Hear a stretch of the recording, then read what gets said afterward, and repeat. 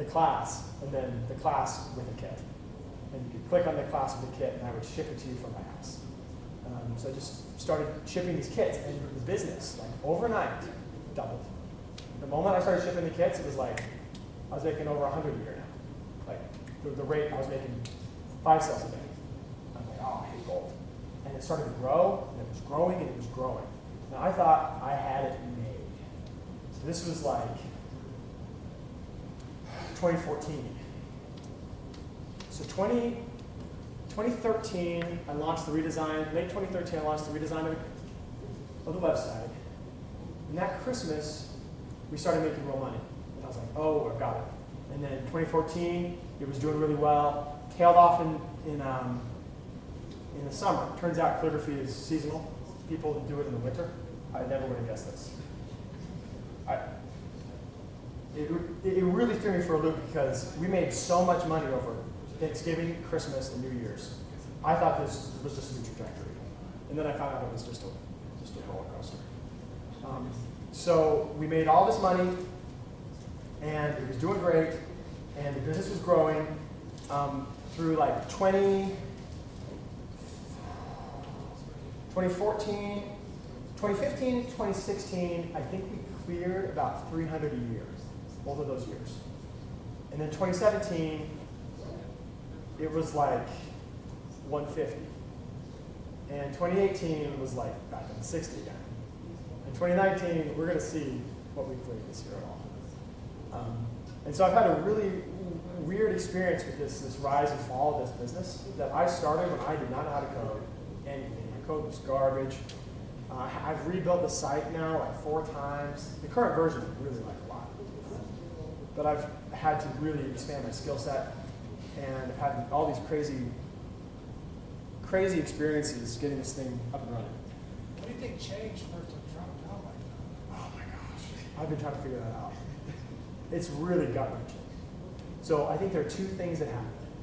One, all my wife's calligraphy friends have said that their businesses, because they all do freelance work or something, have all been tailing off. And so I do think that there's a general, just that it's a tiny niche, it's a tiny pinhead niche. And then my wife lost interest in the business. And I think her getting sick of just doing this, because a lot of that was all the marketing and all the fulfillment was on her end. And I was handling my stuff. And my stuff, we're programmers. You do it once, and it's done for like 6 months. You can just walk away. I was partying, doing whatever I wanted, working on side projects. There were side projects, like crazy stuff. And she was like teaching these classes, doing this work. And I think she's got sick of it. So I think her marketing now for it is like nothing, and the business is tailing off. So yeah, it certainly isn't. Yeah. You also said that you had a year. You said you were going to give yourself a year to redesign it or like reinvest in it. Like Yeah. During that time, were you taking on freelance, or did you still have like a steady 60 that like floated your family? I turned out all the freelance and just went all in on it. So you had enough cash or enough cash flow to like be okay. So for that first year before I quit my job, I've been saving money. So I'd saved like 50K. I'd saved a year's worth of income from the business before I quit. So when I quit, I had like runway. And then I was 30, kids were still pretty young. We just cut our expenses about it. Like, okay, we'll spend $2,000 a month or something. We'll make it, no problem. So we just bombed it for a bit. Yeah, it was a really weird thing because we had no idea if it was going to grow or not. And my plan B was to get another job or freelance. So I did some freelance to sort of help, but I could never find a way to make much money doing freelance. It was really frustrating for me. I was so new at development. I was only a couple years deep that I wasn't really that good. So I didn't have a lot of connections either.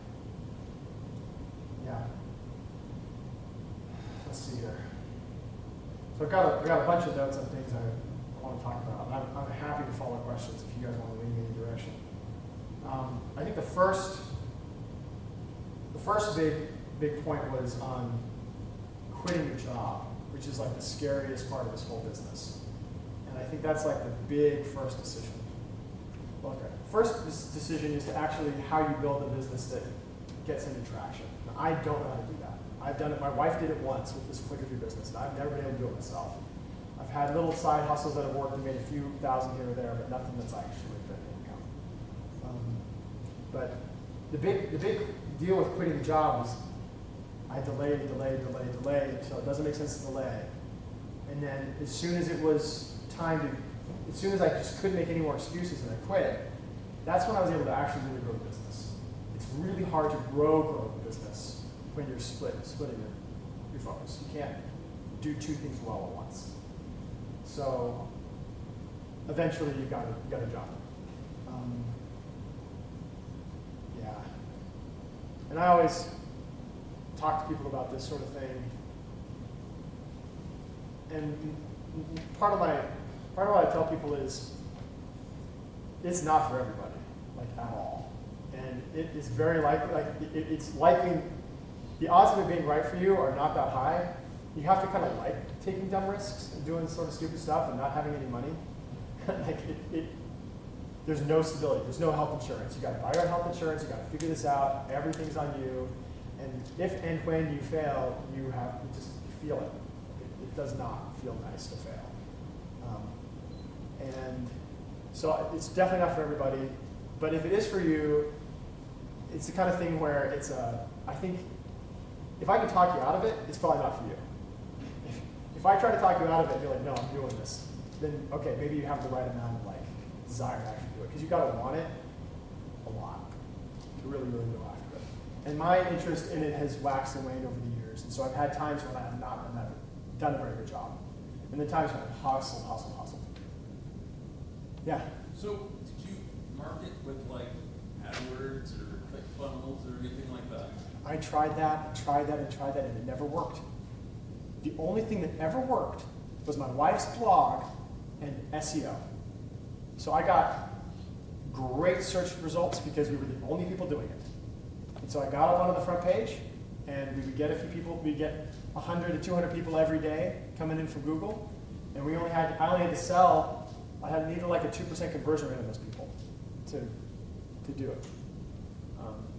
So once that conversion rate started dropping below 1%, that's when things went really sideways. But yeah, I could never figure out a way to buy traffic. I tried so many times and wasted all kinds of money doing it. It never worked. Yeah. Okay. So the other big shock about doing this was working from home. The first 6 months that I was just kind of drifting, those were a mess. That was me trying to figure out what the heck I was doing with my life and how to actually build a business that I didn't know. And I didn't know how to wake up in the morning and go sit in a spare bedroom and what do I do now? And it took me a long time to get enough structure to figure out how to do that and just work from home and have Chris's office hours where the kids are not welcome and I'm going to work these hours whether I have stuff to do or not, and if I don't, I will find it. And so that helped a lot. And I've actually maintained those hours even now. I've had a full-time job the last 2 years, and I still have 4 hours a day that I spend in my office with the kids out. Those hours are now 4:30 to 8:30 a.m. So I just had to shift my whole schedule around. I go to bed really early, wake up before the kids wake up, and then give myself 4 hours.